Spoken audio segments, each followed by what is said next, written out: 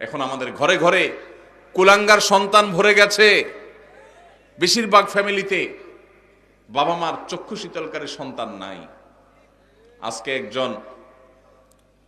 একটা বিশ্ববিদ্যালয়ের সাবেক ভিসি তিনি আজকে বলছিলেন যে আমার বাবা আমাদেরকে ছোটবেলায় যখন খেলতে বের হতাম, স্কুল কলেজে পড়ার সময় বলতেন মাগরিবের আগে আগে বাসায় আসবা, এবং আমরাও সেটা আমল করতাম। এসে মাগরিবের নামাজ পড়তাম, পড়ে পড়ালেখা করতে বসতাম। আমার ছেলেকে আমি একই কথা বলছি, আমার মনে আছে আমার বাবা কি বলেছেন আর আমি কি রিঅ্যাক্ট করেছি আমি জানি।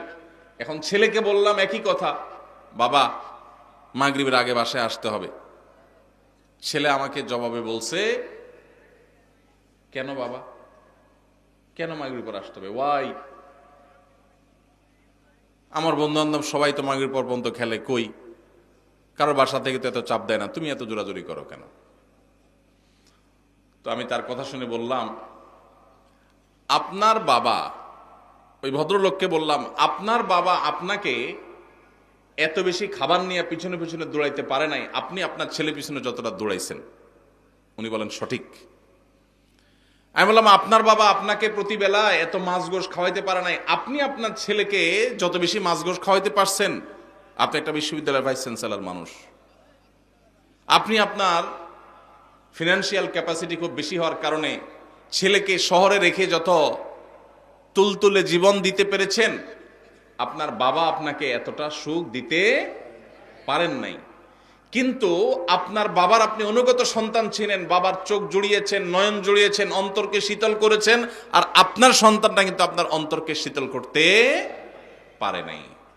প্রবলেমটা কোথায়? আমরা যারা আমাদের বয়সী যারা আছেন এখানে, বা আরো যারা সিনিয়র মুরব্বীরা আছেন এখানে 45-50 বা আরো উপরে, আমাদের অনেকের বাবা মা 3 বেলা ভালো করে খাবার দেওয়া আমাদেরকে তাদের জন্য কষ্টকর ছিল।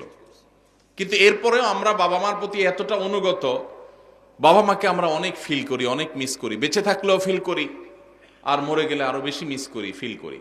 কিন্তু এখনকার যে আমাদের সন্তানরা, এই সন্তানরা আমাদের বাবা মা আমাদের জন্য যতটা করতে পেরেছেন, এদের জন্য আমরা এর 3 গুণ করার পরও তারা আমাদের বাবা মার প্রতি আমরা যতটা অনুগত, আজকালের সন্তানরা আমাদের প্রতি ততটা অনুগত না। কারণটা কি ভাইরা আমার? সবই তো দিয়েছি, আমার বাবা মা যা দিতে পেরেছে আমি তার চেয়ে বেশি দিয়েছি।